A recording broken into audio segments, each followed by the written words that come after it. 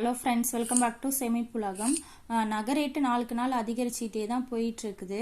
இப்போ நான் பார்த்தீங்கன்னா எனக்கு கிடைக்கக்கூடிய காசெல்லாம் அப்பப்போ சேமித்து வச்சுருந்து இந்த மாதிரி காயின்ஸ் வந்து சேமிக்க ஆரம்பித்தேன்.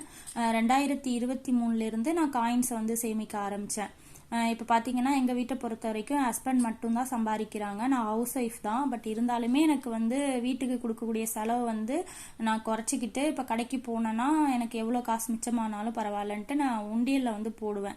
இப்போ வந்து பார்த்தீங்கன்னா ஒரு 10 ரூபா வந்து கிடைச்சா கூட அதை வந்து நான் உண்டியலில் சேமித்து வைப்பேன். மந்த் எண்டில் செக் பண்ணி பார்த்துட்டு அதுக்கேற்ற மாதிரி வந்து காயின்ஸ் வந்து வாங்குவேன்.